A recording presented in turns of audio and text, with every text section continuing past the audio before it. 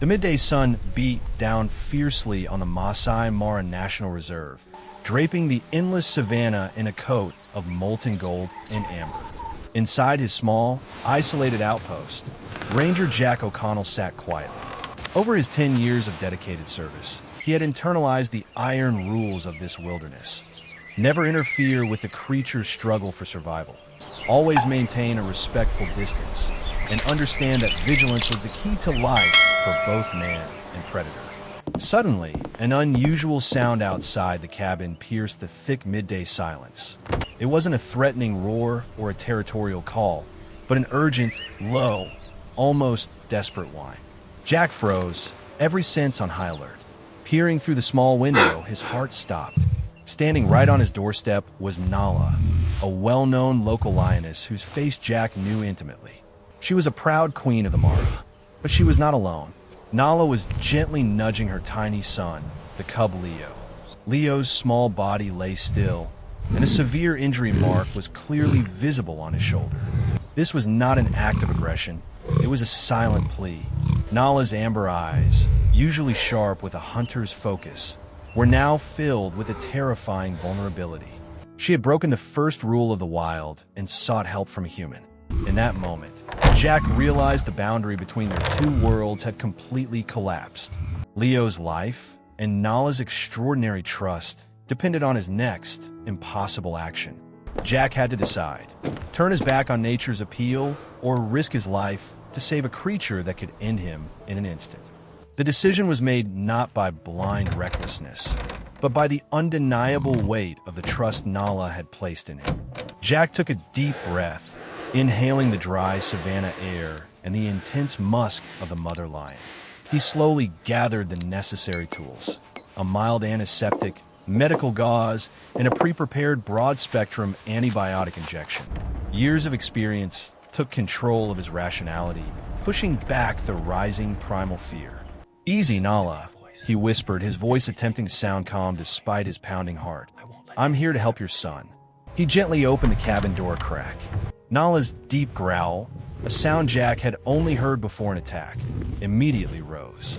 It was an unmistakable warning, a line of life and death drawn in the dust.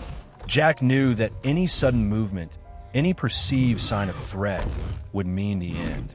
He kept his gaze lowered, a clear non-aggressive signal in the animal world, and took 3 slow, agonizing steps that felt like an eternity.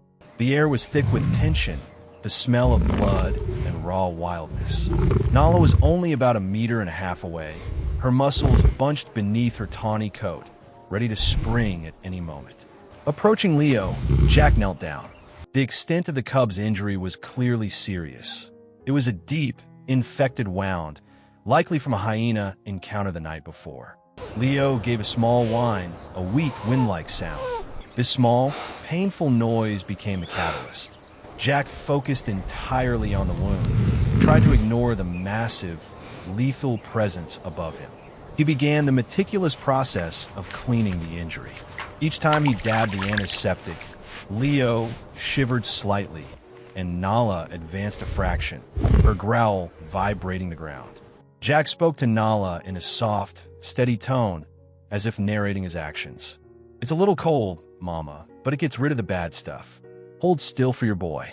He wasn't sure she understood the words, but he knew she understood the tone. Calm, non-threatening, and purposeful. 4 or 5 long minutes that stretched into an hour, Jack continued his work. He noticed a subtle shift. Nala's tail had stopped lashing fiercely. Her head lowered slightly. It was a concession, a temporary, fragile truce built on a mother's desperate love.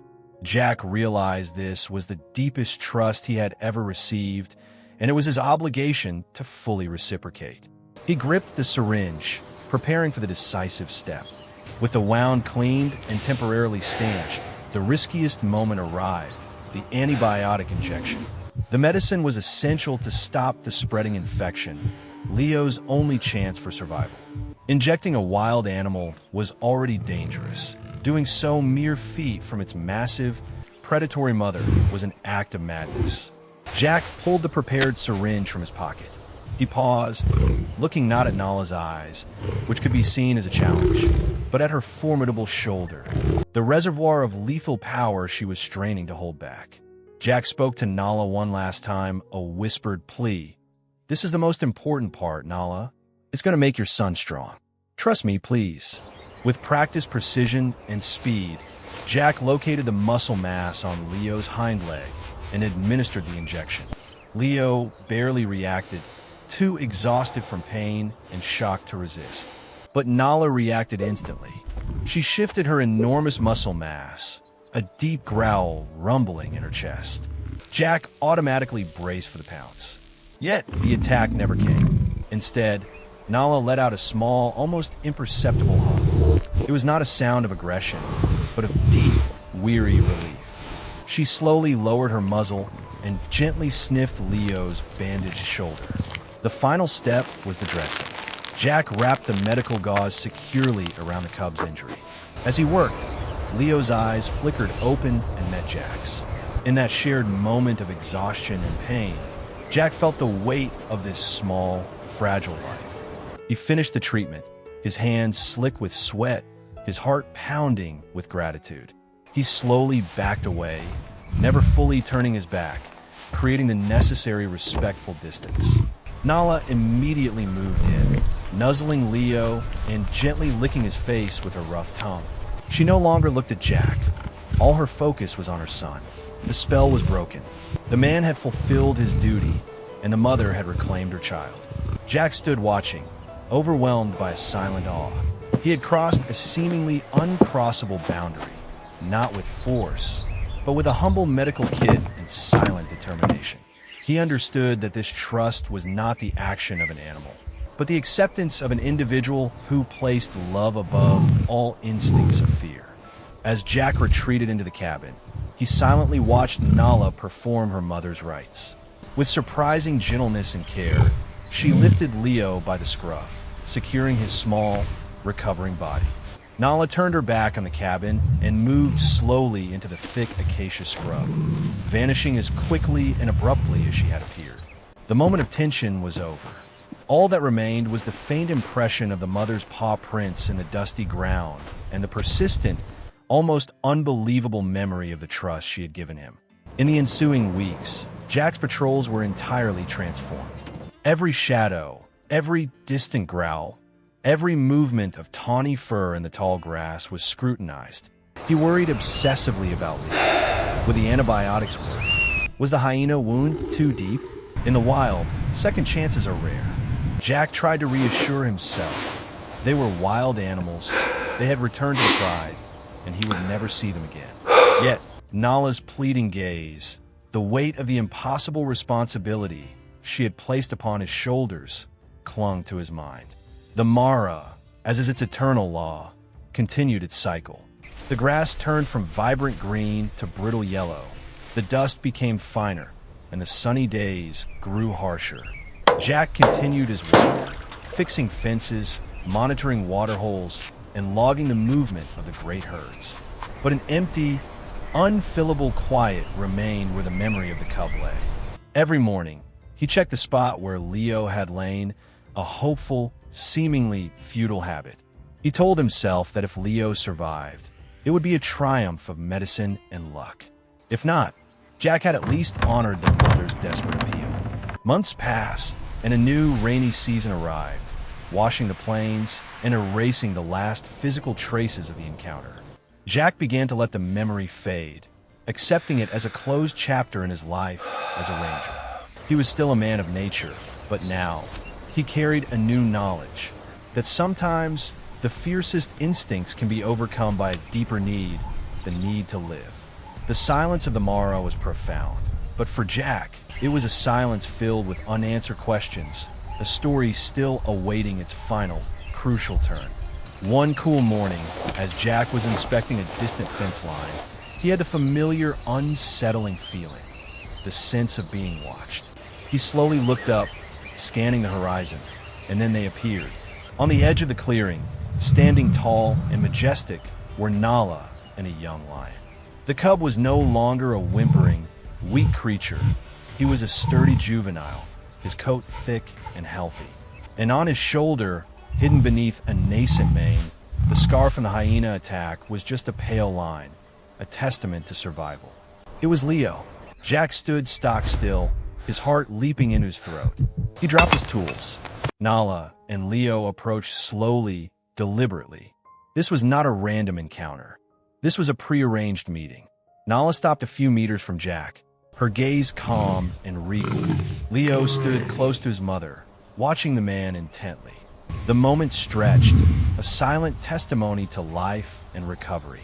Then, Nala performed the unbelievable.